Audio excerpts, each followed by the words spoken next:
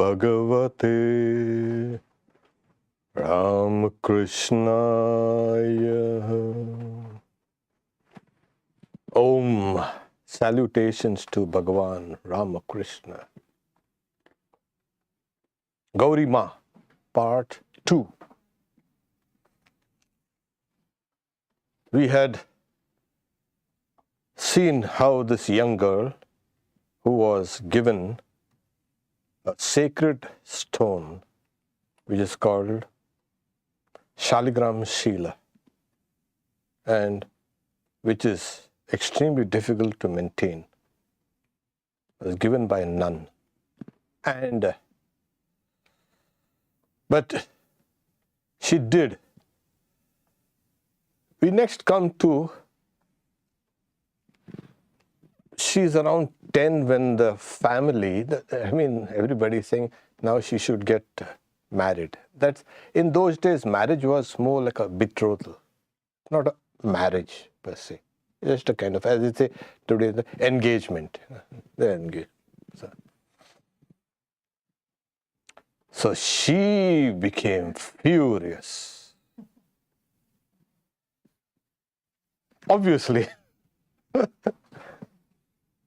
Okay, so they said, no, okay, we won't kind of bother her now.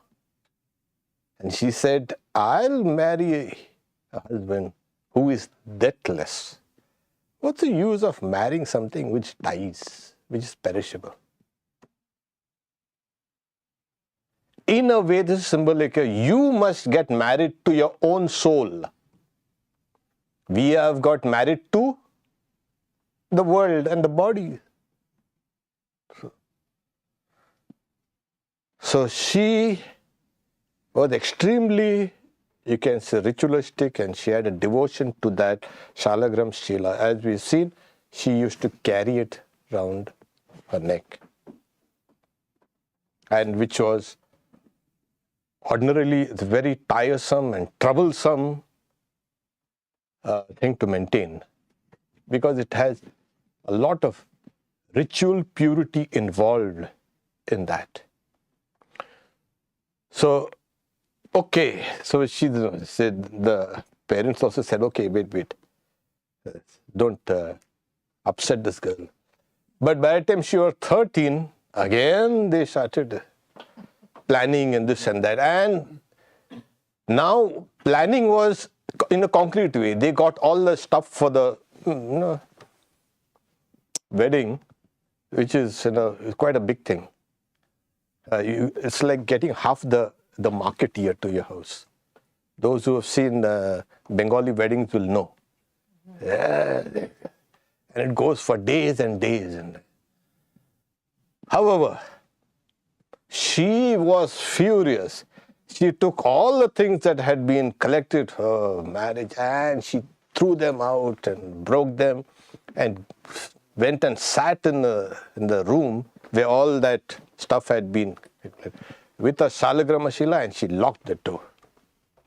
Not going to come out. They are trying to persuade her, cajole her, threaten her, the whole family. And in India, family means, you must understand, it's an extended family. It's kind of a joint family. And in such things, you have people coming whom you do not even know that they are part of the family. They all come. So joint family. Cousin, second cousin, third cousin, fifth cousins, and so everybody comes in. Now, what has happened is she doesn't want to get married. We'll discuss this. Why? First, there has to be some form of seed already planted in her mind for that to start growing. Secondly, it's not about getting married or not getting married. This is just symbolic. The authors and all, they are saying, it is not just that. Those who want to renounce the world, it's not about marriage. And the degree of detachment depends on what? The knowledge. It's not that people say, okay, I don't want to get married, so I become a monastic. It's not that. I don't want to do anything with this world. That is it. Nothing. And then it goes even a degree higher. I have nothing to do with life and death of this whole world. Then it goes even further. I don't want anything to do with this whole Brahmanda, that is heavens and all the various things, all the gods and the goddesses, everything. I have nothing to do with this. How is this possible? In the scriptures, they call it Tivra, Tivratara, Tivratama. And the degrees are Hangsa, Kutichak, Bahudak, Hangsa, Param. I don't get bothered with these technical details, but it's just for the record that the degree of detachment degrees how far you up and how easy it is for you to just give up everything. How did these people give up all these things? We wonder, because the degree of detachment. I have nothing to do with this whole world. My God, there's so much of this world, such a beautiful world. The mistake that we all do when we see this world, all of us, it is a material world, of course. And science has been explaining it to us that this is material, this is the material. Everything is, and there are material laws to govern everything. So it's very clear cut. This world is like this. But these people, they don't put one thing which is important in this perception, and that is the mind. And that is where Indian philosophy and psychology, or you can say religion, is much more superior. It combines this, the material world, plus the mind. You have to see the world through the mind. And that makes all the difference. So here we are, this girl, now she is looking at this whole material world which you think is glitzy and glamorous and shiny, and the glitter and the glam, everything is there. But you put a mind and see these things, it becomes insipid. Because in her mind, there is a detachment. So now she is unwilling to come out of that room, and she goes in that room with the Shaligram Shila, with the picture of Chaitanya Dev and all these things. Mother finally knocks and saying, if you really have dispassion, I'm not going to insist that you get married. So the whole day, the relatives had tried to tell her to get married. She was saying no. So in the evening, but now all the relatives, all the various uncles, the various degrees of uncles and the degrees of aunties and the degrees of brothers and sisters, they are furious. They had come for a nice time, wedding in Bengal, eat and So what is this? They were furious. So they had gone off, and so the mother took her, saying, you cannot stay here. They are still angry. Took her to a neighbor's place. In some books it's neighbor's place, some books it's aunt's place. And the aunt kept her there. Okay. Till everything simmers down. And it was simmering down. And in the meantime, again she tried to flee. But her aunt was now careful. Caught her and brought her back. Now she brought her back to a hole. Now she is devoting herself to that spiritual practices. One time, early morning, she gets up and walks out of the house. Those houses are large in those days. I don't know where exactly in Bhawanipur in Kolkata. So the watchman there, he's seen her not going towards the Ganges, but going somewhere else. And he raised an alarm. They caught her back and brought her back. So she was trying to get out. So now they put a kind of surveillance. No going out, no this like, now we'll see what you're doing. So we have her from 13 till about 18 devoting herself to just spiritual practices at home. So this was, so always we must understand this detachment always comes through knowledge. In this case, devotion. That is true detachment. Suppose somebody wants to become a monastic. We don't see, oh, that's very nice, you want to be a monastic. We want to see how much of devotion or knowledge or yoga that person has. Though that person cannot, that will be tepid. It will, like monkey vairagya, Sri Ramakrishna says, it will come and go one day. So detachment depends on the degree of knowledge or the degree of devotion that you have. So that detaches. What is this knowledge and what is the devotion? It is a knowledge and devotion of spirituality. We think this world is nice, big, isn't it? Oh yes, everything. But it's small. It is nothing but a kind of a dust, a pair of dust. Nothing compared to the very large spiritual world. That is why people want to get frightened to go there. Oh my God, oh, we don't know. But you've got to go there at one point of time, you have to encounter it. So it's a very large world. And this girl, Mridani, she had entered into that world. So the other things had come insipid. So her mother, knowing her tendency to go out, etc., they decided to take her and go to Ganga Sagar. So before that, they go to Navadvip because she loved Chaitanya and Sri Krishna. They go to Ganga Sagar. Now, Ganga Sagar, as we know, last Sunday we spoke about the great confluence between two rivers. The confluence between the river and the sea also, where the Ganges enters the Bay of Bengal.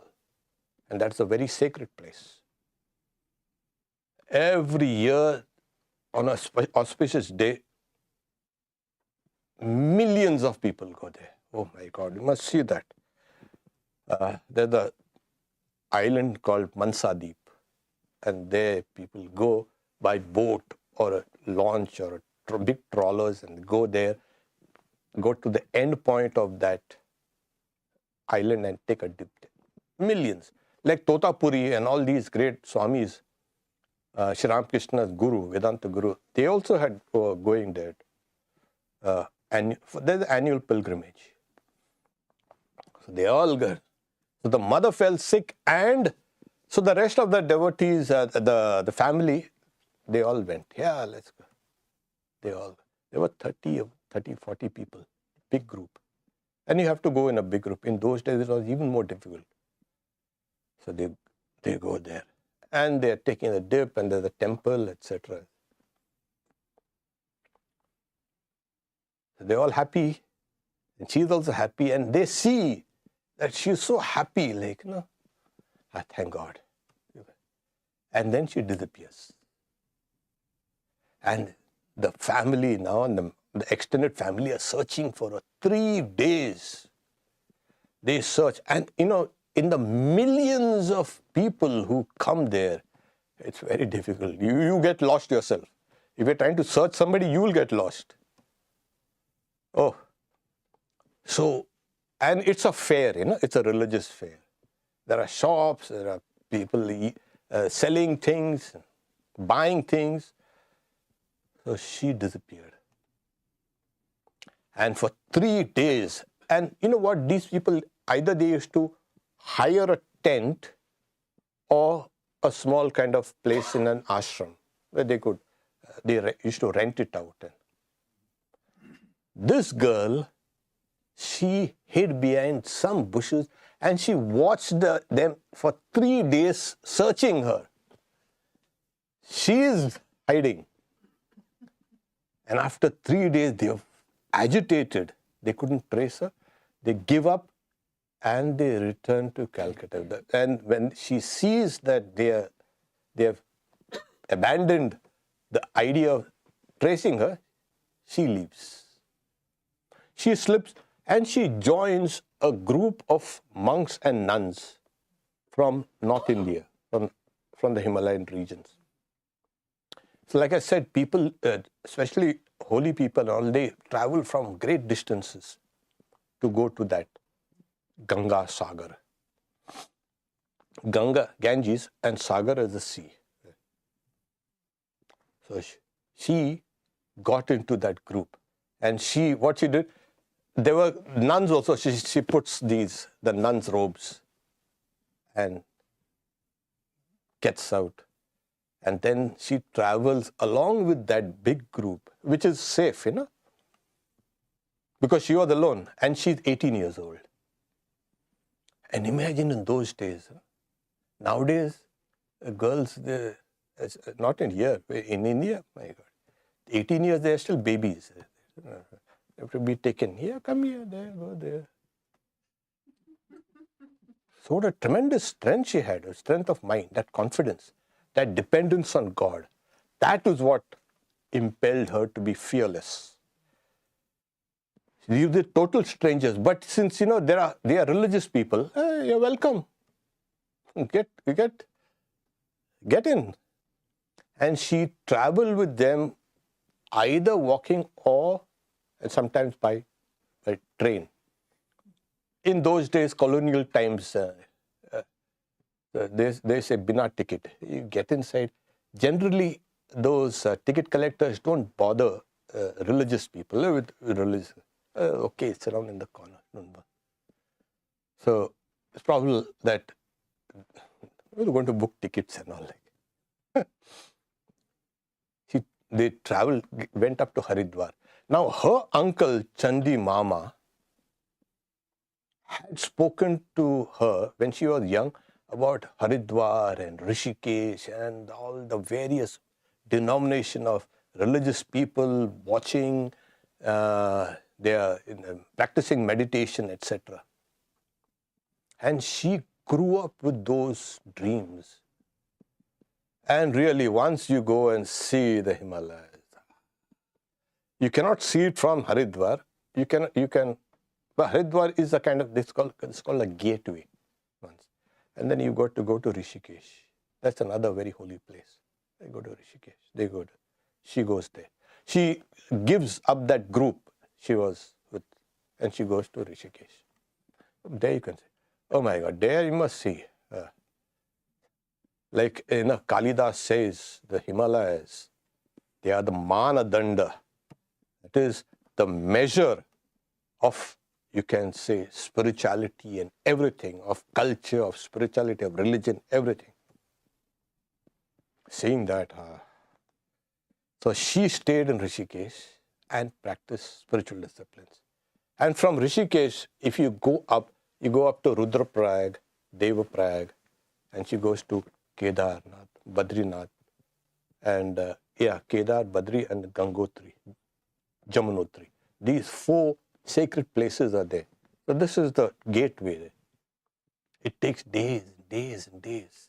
You go walking. In those days, you go to walk. Or a horse cart or something like that. Then she goes to Jwalamukhi, which is now in Himachal Pradesh. She goes then to Amarnath, which is now in Kashmir. So these, I'll tell you, it is extremely difficult to trek.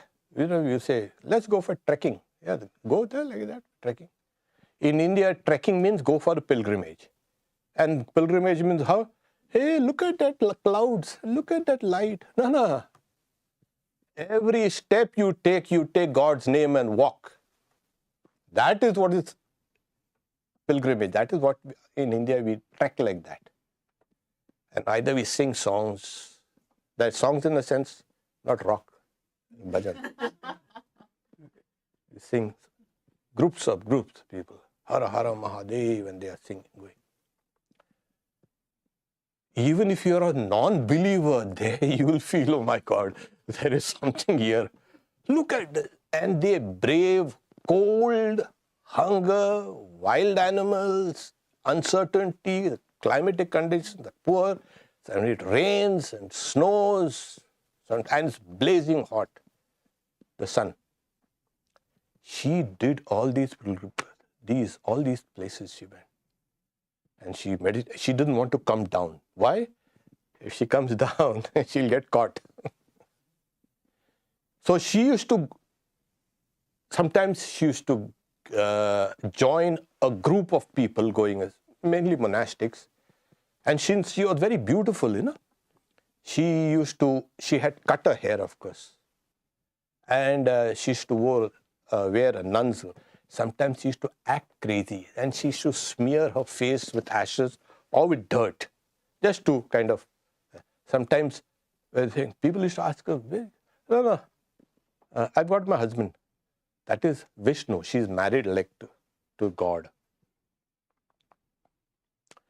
So sometimes she used to live alone in the temples, and sometimes people used to come, leave food. And this is one thing about India. If you're a religious person, you go through hardships, but the whole world comes to take care of you. So people gave her food, etc. And when there was no food, she stayed hungry.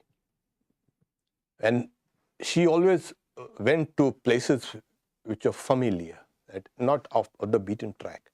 And if it happened that she had to go to these places, then she spent the whole night in japa, singing, or meditating. So she carried her books, she read, she meditated, she sang songs. She used to, at times, do japa from sun up to sun down, 12 hours straight. The vrata, the rule, the vow is, you will not get up from your seat. For us, after 15 minutes, we want to get up from our seat. Oh, God will understand me. I cannot sit. God understands you very well. So she used to do japa and meditation from sun up to sun down. And here people want God very easily. No? I did a little this, I did a little that. Why is it not coming? 2 days I meditated, not come yet. So she did this, off and on, this. So she endured cold, hunger, and hunger in the sense starvation. You don't get anything there except by alms. And you see, for thousands of years, these villagers who are there living in the Himalayas, they eke out a very subsistence existence. They themselves don't get much food because farming and agriculture in the hills is extremely difficult. So they themselves are in want, and for thousands of years, these people, they have helped religious people. They have at times shared half their food with. I have lived in those places, I know. If a holy person comes, they will first honor that person, and whatever food is there, they might say, take a little for the children and give that for the holy person, and they themselves will go hungry. That's why Swamiji saw that this is India. Not the India that you see. This is India. They will starve themselves, but they will feed the holy person. So she was there in this Himalayas region.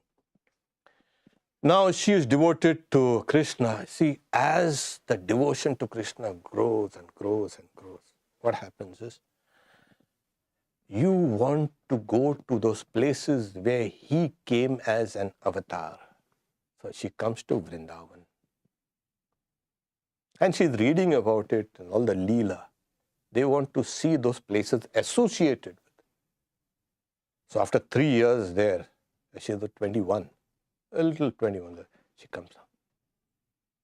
Now, this is a great joy, When you come to that place, there's an upsurge of devotion.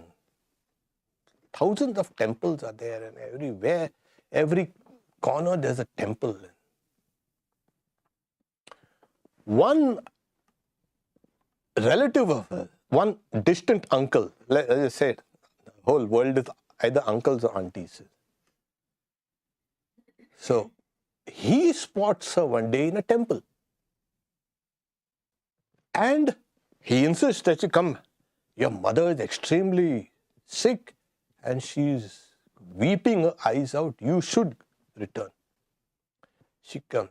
And what happens? She comes, but she knows that the plan is to send her to Calcutta. She escapes. She's an escape artist. She escapes, and then she goes to Jaipur and Pushkar and that Sudamapuri, which is now Porbandar, and Dwarka, etc. So she travels to these places which Sri Krishna was associated, because he was, as I say, the king of Dwarka, which is one of the most western points of the subcontinent. And again, now she had seen that the extreme cold of the Himalayas, the rugged, and now she's seeing deserts, because this place, all this is a semi-desert or desert. So she goes to all these places. People used to invite her. One place where she goes, and there was a kind of there was a plague, and people had panicked. What she did was, she made people sing devotional songs. She got about 12 priests. They had a special kind of homa. And so people got kind of encouraged that, okay, there's some kind of spiritual protection at least for us. And so she went around, she gave courage to these people there, and after a few days, the plague vanished. Their morale was lifted. Okay. So when she was in Dwarka, now you see, there's a kind of, it's like a volcano is building up, It might kind of burst up. It's just a question of time.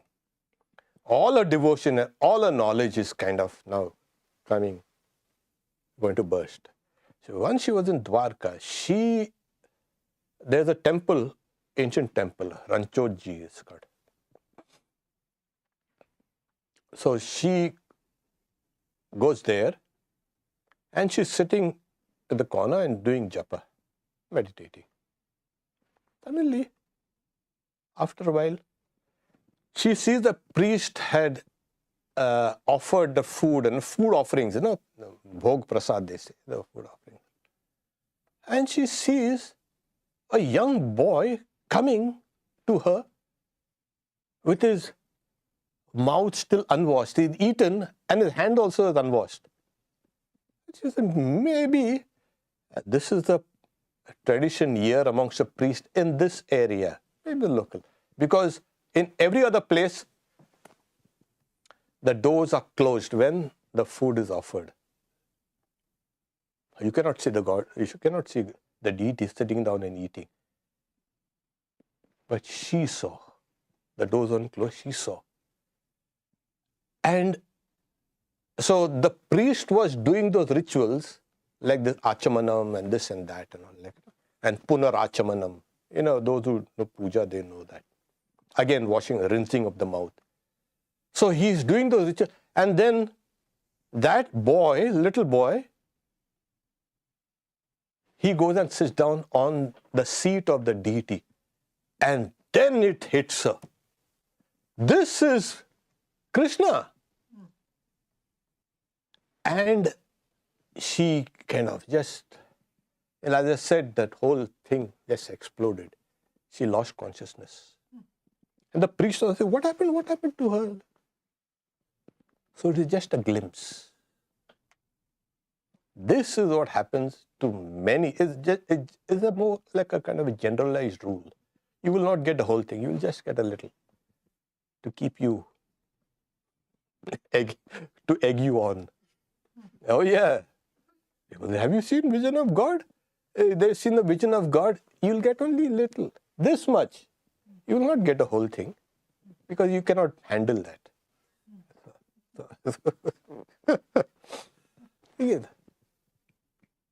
And so now she had gone like spiritually mad. Why? And she was kind of weeping and weeping for a renewed vision. Nothing happened. And she said, let's go back to Vrindavan. She returns to Vrindavan. Now, after she returns to Vrindavan, again that intensity is kind of building up again. And she said, what's the point in living this life without Krishna? Let's end it off. And she goes to, there's various Radha Kunda and Lalita Kunda. So at Lalita Kunda, she wanted to give up her body. Just forget it. I didn't want to live without God. And something happened. The biographer says something happened. We know what happened. She has another vision. And she loses consciousness. Yeah, because the impact is very powerful.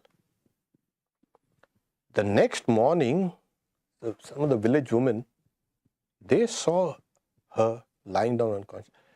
They carried her to the homes and revived her.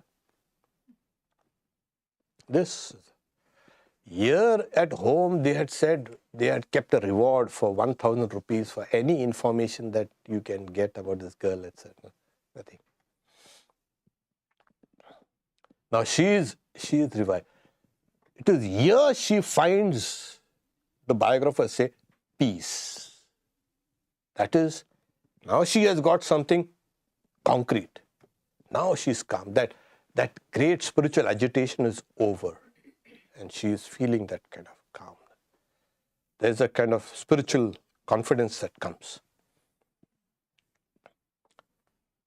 And again, their uncle, one of the uncles, Shamacharan, the name. He saw her and he showed her the letter that her mother had written, Giribala Devi, begging her to come back because she is not well, the mother. So she relented and she returns to Calcutta. And the mother was so happy and she was so sick, suddenly she got now new energy. But once you have tasted the freedom, once you've gone through that hardships 100 times, which is unimaginable, through snow and ice and heat and cold and hunger, the body has become hardened. The mind has become even more hardened. You know what makes us soft? City life. Yeah. Go out and test how much stamina you have. That is. So this girl, yeah, after more than 4 years, about 4 years she returned. And she's going to be sitting down at home. Yeah. Just because. So she tells her mother, now they're all happy, everybody is happy. And they also in awe of her. There's something special about her now. And now nobody is thinking of trying to get her married. There's something about her. There's a kind of an air about her that is, you can see that idea of detachment is there. But they're all happy that she's back. And she said, I'll just go to Puri and come back. Jagannath Puri. That's a very great, you can say, holy place. So she goes to Puri. And she goes to Puri, and then what happens is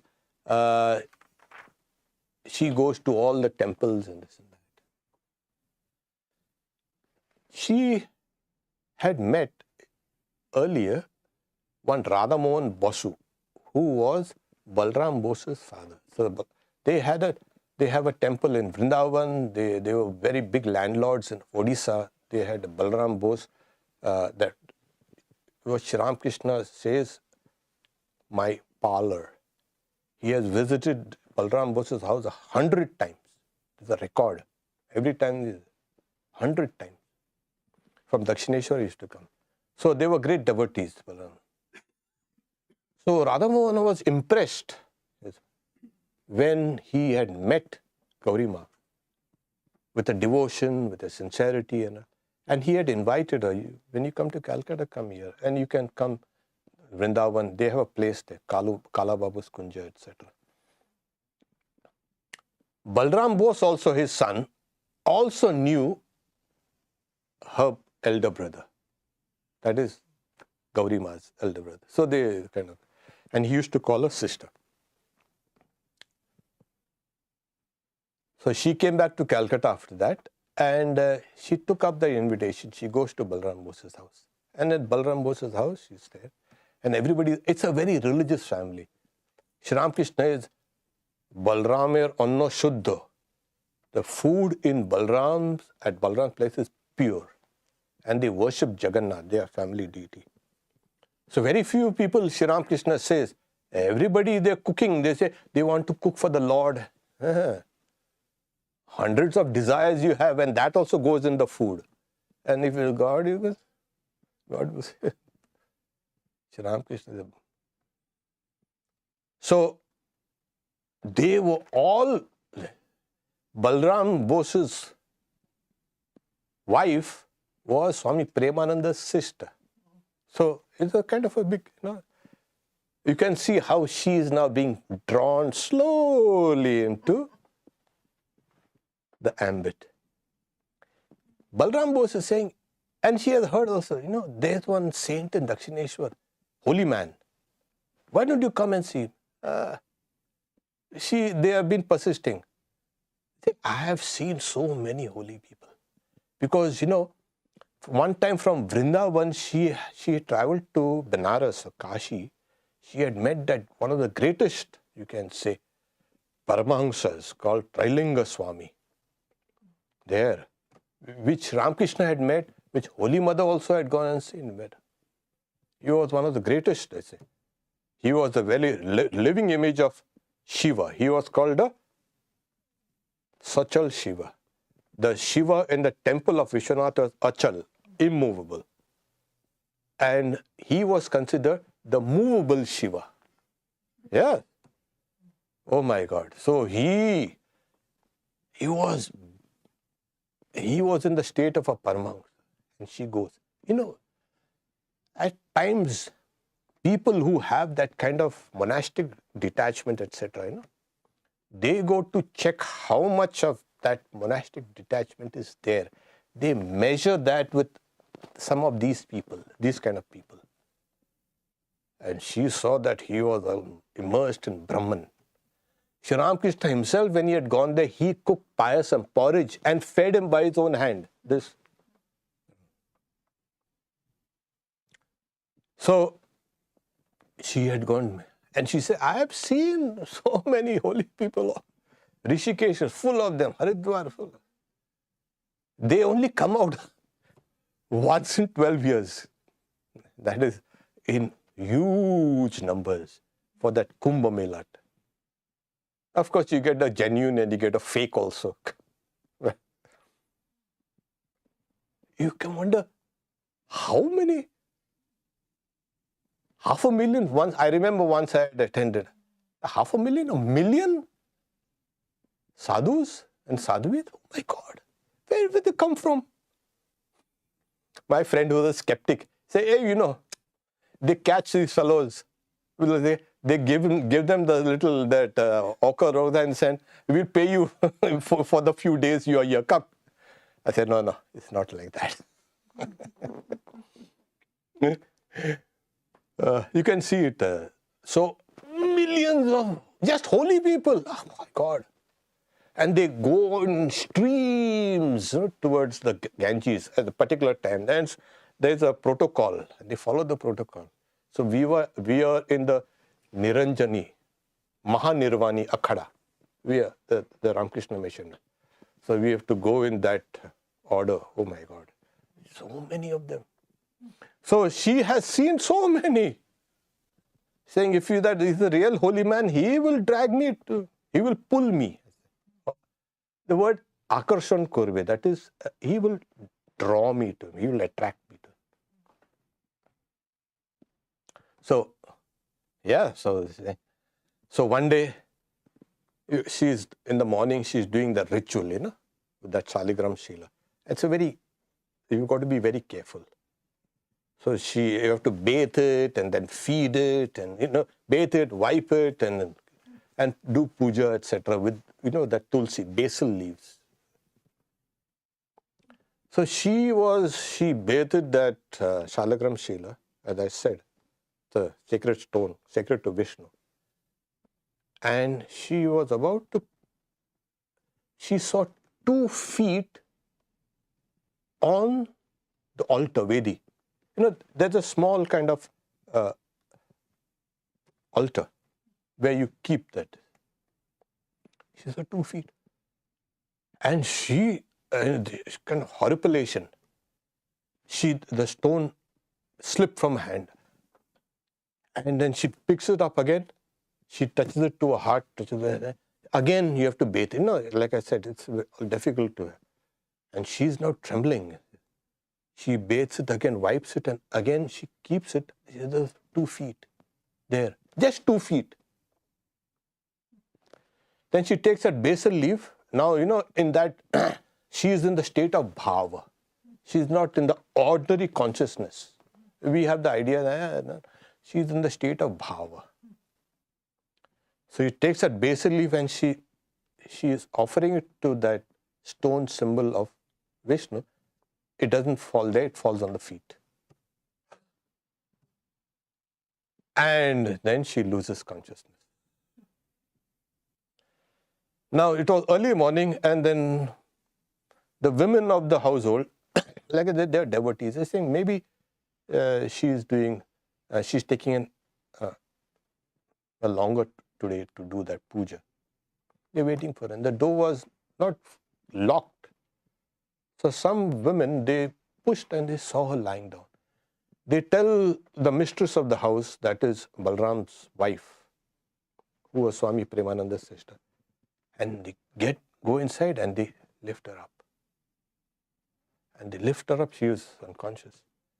And she doesn't want to talk to anybody, doesn't want to do anything. So she said, just leave me alone.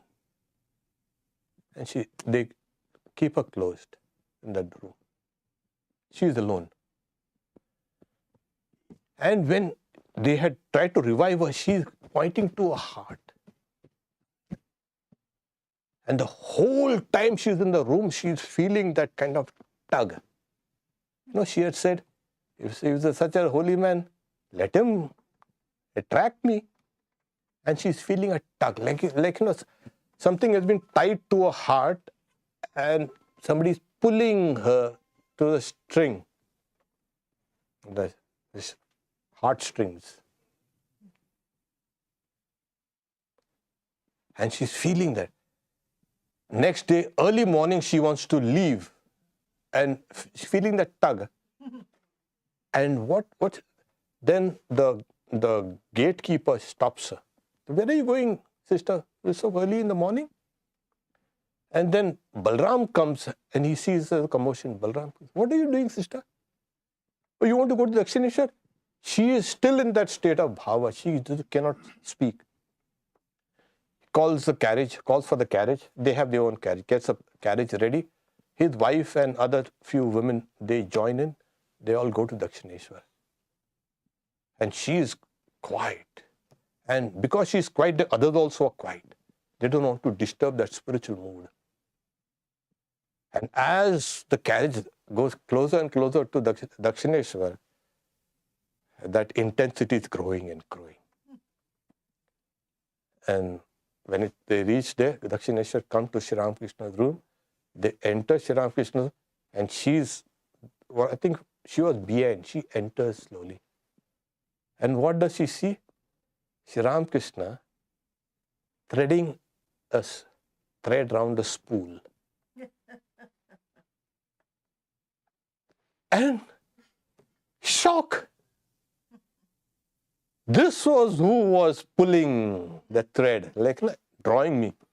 And the moment she sees Sri Ramakrishna, the tugging feeling goes away. And who's she? And all this, my sister, like Balram is my sister. Real sister? I don't know. She's the sister of my friend and all that. And then they offer pranam. And when she goes to make pranams, she sees those same 2 feet that she saw on the altar. There, it was confirmed. And when he was spooling the thread, he was singing a song. O mother, for Yashoda thou wouldst dance when she called thee the precious blue jewel. So it's like Kali and Krishna, they kind of joint deities, and they are being sung, praised together. Where hast thou hidden thy lovely form, O terrible Shama? Dance that way once for me, O mother. So there it was. So now she knew whose feet it was. And from the very beginning, she knew this is Vishnu. This, like Sri Ramakrishna, is God himself. We look at Sri Ramakrishna, nice beard, nice trim, he's got a nice beard. What are you talking about? He looks like a nice gentleman. Sometimes he could have put some more, a nice shirt and all. Talking about, look at him. Don't you see there? It depends on what idea of Godhead you have.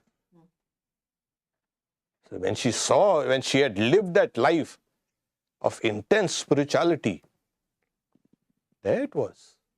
When she saw, she recognized it. This is not an ordinary kind of perception. So Sri Ramakrishna says, no, she belongs here to her. And Balram also, she belongs here. So after the prasad, etc., she returns. Now she's at peace. But there's that tug always there. Next morning she comes alone from Balram, alone to Dakshineshwar. We'll take this up next Friday. Okay. It's very interesting. A wonderful life. Om Shanti Shanti Shanti Harihi Om Tat Sat Sri Ramakrishna Arpanamastu.